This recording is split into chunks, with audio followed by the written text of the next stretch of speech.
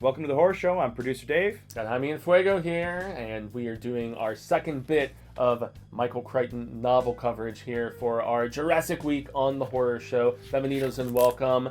Yes, this is the second of Crichton's books, which it's so very funny how he had no intention of writing a sequel to this book, and yet the success of the Jurassic Park film in 1993, fans started clamoring. It says it right here. It's beautiful on the inside cover. This tells you the mindset of Michael Crichton. There are rumors that something has survived. Right? Like he's like, well, what do you want? All right, there's another island. Site B, man, and that is where, as opposed to the previous book and film, which took place on the Isla Nublar, I believe this one is Isla Sona? Sona? Isla Sona, yeah. Isla Sona, yes, correct, Mundo. La Isla Bonita. Okay, sorry. And this is one where it's really tough for me at times to separate the drastic differences between the film and the book, because with the exception of a small team going to Site B, which is comprised of Ian Malcolm, you've got all the characters a former flame of his, Sarah Harding, and there's two kids instead of one, and there is a guy named Eddie Carr who's here, but his character is drastically different, and yeah, it is so weird compared to the Lost World sequel film. This is a much smaller scale novel, at least in my opinion. The cast of characters is smaller. Mm-hmm. You know, the aspect of villainy is much smaller. You see a reappearance from none other than Dodgson, who had really only one scene in the film, and then he only had like two scenes in the original novel where he was addressing the boardroom at Biosyn, and then when he meets with Nedry, yes, exactly. So he's the main villain in this. You know, this guy from Biosyn. InGen has filed for Chapter 11. They're donezo. The island has been, left unattended, and yet for whatever reason, story-wise, if we're just going to hit that first in this and just see some of the differences, dead dinosaurs have started to wash up on the mainland, and the Costa Rican government has this fear that there could be some sort of disease aspect and stuff, and some of their people have been getting sick. And lo and behold, they've been like burning carcasses and all this other stuff. But there is this former kind of, he's not even really an associate of Malcolm's. He's more so just maybe a rival at times that he's become civil with. And his name is Richard Levine or Levin, something like that. But he's a paleontologist, and they've kind of they coexist now, I guess, if we're going to make a horror show reference here. But and they constantly have their debate about the aspect of extinction, the nature of evolution, and I guess which is a big discussion amongst communities of scientists of all of these various varieties. Do we bring back extinct species? Yeah. Now that we have the technology to do it, we do it? And the Levine guy is very fascinated by the island. He's constantly, pressing Malcolm for additional information. And the funny difference here compared to the film is that he doesn't want to talk about it. He barely talked with Sarah about it. He didn't go to the tabloids or anything like you saw in the film. In the film, yeah. Yeah. And so the similarities really just boil down to the fact that Malcolm ends up going on kind of a rescue mission, but it's for this Levin friend of theirs, who impetuously goes once they figure out where this Site B is, and he goes together with Sarah, who shows up later. There's a character named Thorne, who's another doctor, and he's also like an engineer. So he was the one who was putting together equipment for this expedition that Levine was which was my favorite part of the book. Is all the cool engineering stuff that they build these cars out of, and they're all solar powered, and it's really cool. Exactly right, solar powered and electric and stuff, and there's a combo of both of those. And so but yet it's a very small team. There's like half a dozen people, and then there is the aspect though of the two children who are research assistants at the school that one of these doctors teaches at in the San Francisco area, that they stow away on the trailer. Right. And they show up and they're just like, hey, we're here, and they end up actually helping the adults avert Tyrannosaur attacks. So they prove that their presence is, and while dangerous and adds more stress for the adults, that they were helpful, and there is a place and so on. But I mean, dude, there's really, as far as they just basically get there and they want to observe the dinosaurs because they're so curious about how they were extinct. Yeah. And they're thinking that watching them in a natural habitat is going to give some clues as to that. And this book gets really scientifically deep, dude, when you're just talking about the length of time that the dinosaurs were on the Earth, from the Triassic to the Jurassic to the Cretaceous and everything. And it renewed my interest in this sort of stuff, which I was so fascinated by as a kid. But with my Christian upbringing, dude, I had a Christian Science approach, and so I didn't hear as much about all this stuff until I was like reading Michael Crichton much later in my life. Yeah. One of the things that I really do enjoy about this book is it's kind of like a return to Jurassic Park, but he's doing it different. You know what I mean? It's a lot different. And I mean, even though the themes and basically the plot is pretty, kind of like get off the island. Yeah. I think there is something still special and unique about this book, and it's worth reading because, again, like I said before about Michael Crichton, he just has this way of making every sequence in the book just so realistic and based in reality that it doesn't seem that crazy when you have raptors fighting or whatever. And there are a lot of scenes, like, for example, in the film, there's that great scene where they're trying to repair the baby's leg. Mm-hmm. And in which the book, is in the book. In the book, it's one of the coolest high tension scenes in the film. And like I said before, one of my favorite aspects is this engineering company that's building these things to go to the island to rescue Levine or Levine had ordered them to join him at the island at a later they were all point. going to meet him later on, and so that was going to be Thorne, the and Harding, treehouse and thing, and the winches, the hide as they called it, which you only see briefly in the film, but they use it really well. It plays such a huge part throughout because that's where they're going up to observe, and there is a super tense scene late in the book where the raptors finally discover it. And they discover it because of the fact that the Levine guy was so and he's kind of an audacious character anyway, but he's just kind of a snooty, scientific type of sorts, but to gauge where the wind was blowing so they could see, if like scents and things like that when they see people down on the land, he was like eating his power bars and throwing them off, and apparently a raptor discovers one of his power bars and looks up up at him.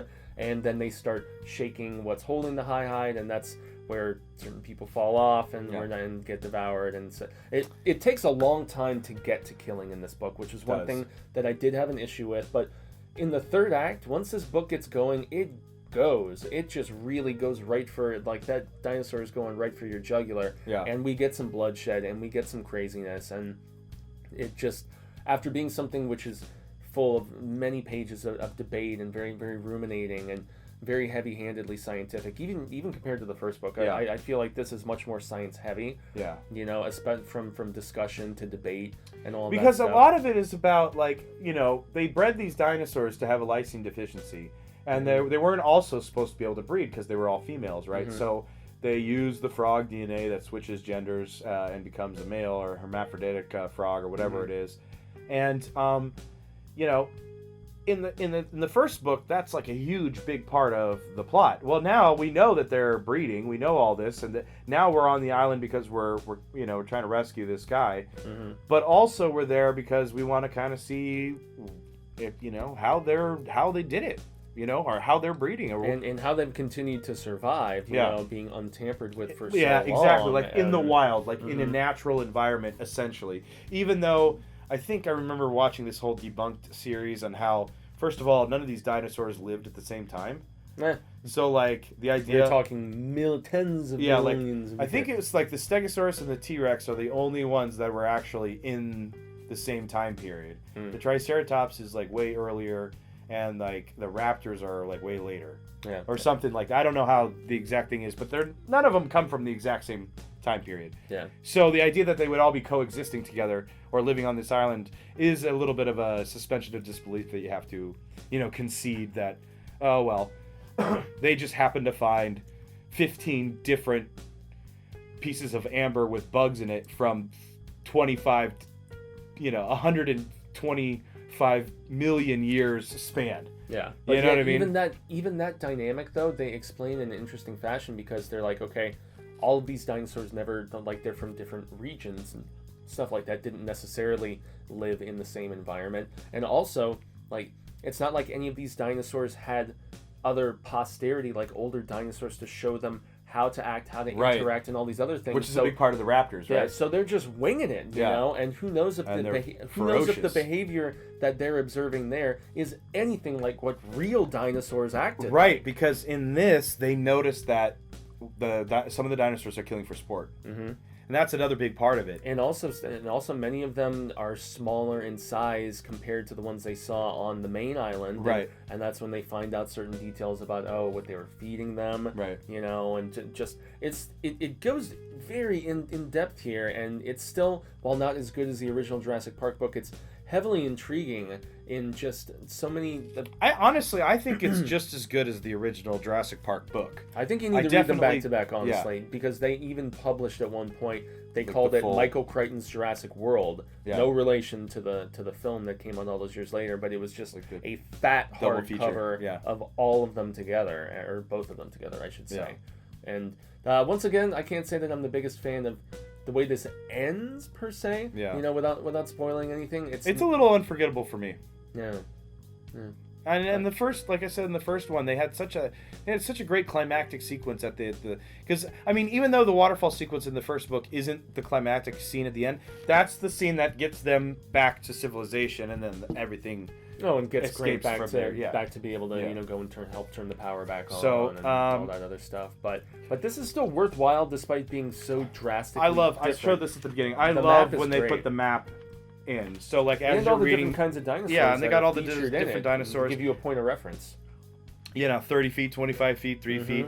And I love this, the show where the high is, where the trailer's on the cliff and the game trail and the helicopter. I mean, it's just really well done. The thing I would say that this thing lacks that the first one had is the wonder of it being brand new. True. So now it was a return. He tried to change it up by going to a different island that's been defunct for many years. You see very similar scenes, but they're very different from the book and the film. So the scene at the visitor center in the film is really climactic and actiony, and in this it's more suspenseful. Yeah. It's more sneaking around, hoping the raptors don't catch our scent and all this stuff. And then when they do, the action's amazing when they're getting the radio going. And we've got some of that motorcycle flavor that we ended up getting in Jurassic World finally. So there's some definitely cool drew from the books for the other films. They did. There are definitely elements. Cherry pick here and there. So reading it's worth it because you'll see inspiration for a lot of the other films. You'll see where they got the main idea for the Jurassic Park Lost World sequel, but it's not the same. No. At all. Not at all. With the exception of really the trailer dangling off the cliff bit, which is one of the main action set pieces that Spielberg really, really liked and wanted to roll with. Which is the best sequence in any Jurassic Park. I think that's the best one. As far as suspense goes? Yeah, it's so great because really, really there. Because not only do we go through them getting pushed off the cliff. Well, first of all, they don't touch the trailer until the baby's gone. That's right in the film. And then as soon as the baby's gone, they're like, oh, they're going to leave us alone. Nope, they're pushing them out of their territory. Yep, it's truly And so then you have the push to the cliff, and then they go over the cliff, and then the fucking thing comes apart, and then they're climbing up, and it's so great. It's so great. It's just funny that Malcolm in this ends up in the same scenario as he did in the previous book, where he's heavily injured, and he's mucked up on morphine, and again, waxing intellectual. And this one gives you a lot more to his psyche after the first one. He's fucked up. Big time. He's fucked scarred. Up by what happens on the first island. Rightfully so. I mean, I think he's on the subway and having flashbacks, and and he's walking with a cane. He's obviously permanently disabled from that Rex picking him up and just throwing him in the air. And we had the compound fracture. The compound fracture of his leg that they didn't set for whatever 24 hours, so it didn't ever probably healed right. Yeah. I can't say there's as many memorable beats for me in this particular book, but I think the memorable beats got into the movie. Yes, they did. Yeah. They did. But I do love the way that they expanded the science of it and just how they dove so much deeper into the nature of extinction. And he actually gets a lot more heavy-handed about the bad guy. We learned so much more about Dodgson and how ruthless he is. And there's actually one scene in particular where he pushes somebody off a boat where you're just like, man, that guy is a bastard. He really is. Holy God. And the fact that you just got a taste of his bastardliness in the previous book and they really expand upon it here. Yeah. But if you want to talk about just evil, or at least perceived evil, and the scary just flow and expansion of it. Late in the book, Malcolm has a bit where he's talking about just how humans are potentially the newest species that are going to bring about extinction, and maybe every X amount of years, whether thousands or millions or whatever, there is a species that Apex pops predator. up, yes, that basically sets in motion major extinction of both itself and various other species. And he gets deep into also the fact that there's the society moving forward essentially cannot happen as rapidly as we become so much more interconnected through the World Wide Web. Like, he goes more and more into the fact that now that we're also interconnected, and everybody, from China to the United States to wherever, all of civilization, they've got a Gap and they've got a McDonald's and all this other stuff. And since we're all interconnected now, it's proven that advancement happens at a much more rapid rate when we're in smaller societies, smaller groups. He makes a political analogy where he's like, you put a small group of politicians in a room and it's a much higher likelihood in comparison with a ginormous room of, like hundreds of people all trying to come into agreement. And it's really fascinating stuff. It doesn't have as much to do with the park and the dinosaurs. It just, once again, like I was saying, it dives to a much deeper level about the Michael Crichton rhetoric. Yes, exactly. Because he definitely has an agenda. In this. Yeah, he does. He wants you to think for yourself. He wants you to look at who is giving you data. When someone says, "Hey, there's global warming," well, find out why that person, is that person paid to tell you that? And what does the science actually say? Well, if you, one of his big things is data manipulation, and so throughout his thematic visions, he's always has this it's easy to massage the data. You can get it to say whatever you want it to say if you just put it on the graph a certain way. Yeah. So and I agree with you that the villain in this is much better than there's not really a villain in the first one. Nedry is more of an anarchy element, not an evil villain. He doesn't do it on purpose. Yeah. It happens because of his inadvertent aspect of but the Dodgson, chaos. Dodgson is he's evil and he's killing people and he's like, hey, I'm gonna exploit this stuff. I'm gonna sell it to the military. So you can see where the third one and the now the new ones are picking up a little bit of what was laid out in here. Is that when InGen goes bankrupt after the first film, who buys their technology? Right, it's the military buys their technology, and then who buys all the islands? It's all owned by the government now. So eventually, so that's what's again, and I like that he doesn't leave it up for another one. He kind of just ends it, and it is what it's going to be. Yeah. And I knew he didn't want to do another one. Yeah. And I don't think he wanted them to make another film, but I think they were actually trying to get him to write a third novel or at least collaborate on the script for the third film, and he said, I've said all I want to say. I don't have any ideas. Sorry, guys. That's the end of the road for me. And something you just mentioned that I want to, just hit before we go is that, he does talk near the end as well. It's one of the last little discussions between Thorne and between Malcolm at the very end of the book. And this doesn't spoil anything, but they just basically go back into that discussion about how theories are fantasy and about how, hundreds of years ago we believed in, all of these different things that have been disproven by now. And he was like, superstition and all this other stuff. Yeah, and he's like, now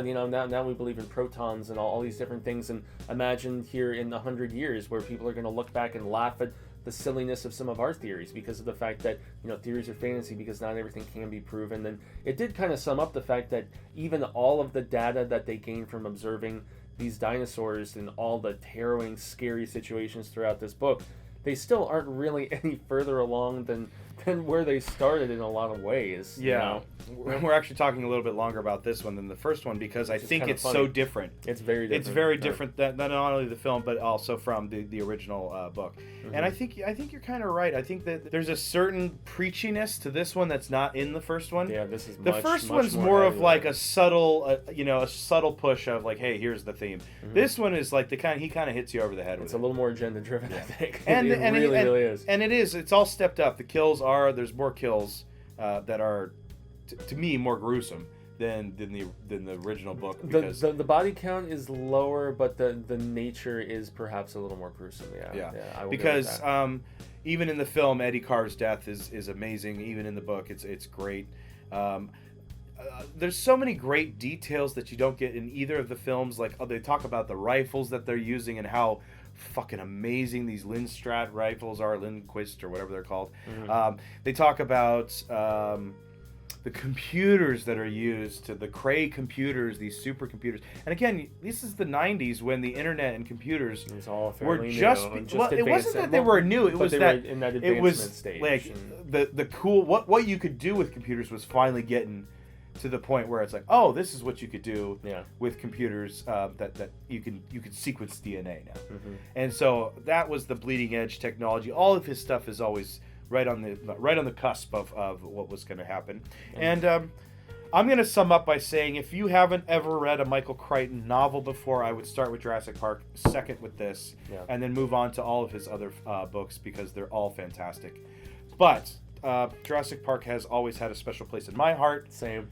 And the sequel book is more of that world, so I will always like it, even though there's parts that frustrate me. Yeah, to quote Starship Troopers, would you like to know more? Yeah. Then you need to read this if you would like to know more. Yes, it's a much deeper dive, and I still had a ton of fun with it, and it's immensely insightful. But prepare yourself, because it really challenges the reader, I guess, is a good way of looking at it, and yet in a good way. I actually walked out of this feeling like, wow, I'm asking questions now. I want to research things myself. I felt compelled. So perhaps you will too if you take the time to check it out, which I highly recommend. Well, and I just thought of one last thing.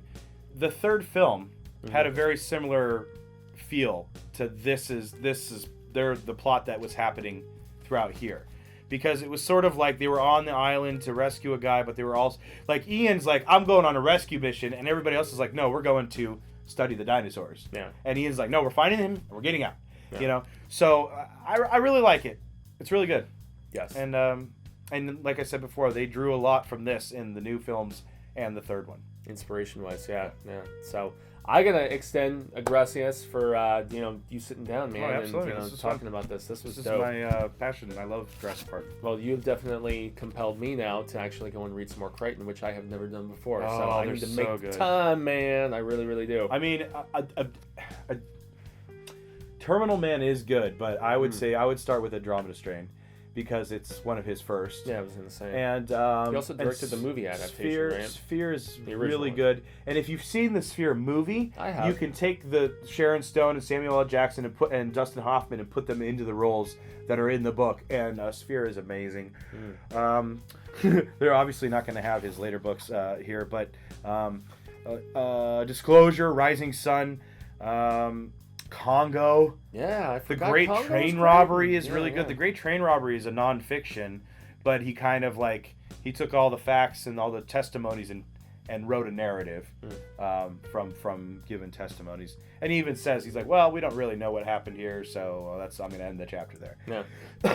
But Andromeda Strain, he wrote that in the 70s, and it feels very scary 70s, science, right? But it is freaky. Yeah. It is freaky. And the idea that let's not get into Andromeda Strain. So definitely check out. We'll save that for another video. Definitely Perhaps check Dave out. and I will hit that at some particular Definitely point check as well. out Michael Crichton. He's worth reading, because we're not going to review any more reading of Michael Crichton until you read something, and I'll be like, oh yeah, we can watch that. Yeah, but now that I've done all the King books, man, the sky is the limit for exploring other authors. So this was fun. We got to urge all of you to check out the rest of our content here, covering the entirety of the Jurassic World Week. Tomorrow is going to be Jurassic Park 3. On Thursday, we're going to have Jurassic World, and then very late that evening, probably, you will see a review of Fallen Kingdom from us. So once again, gracias and thanks so very much, Fright fans. I've been Jaime Fuego. And I'm producer Dave. And until next time, remember, stay scared of dinos.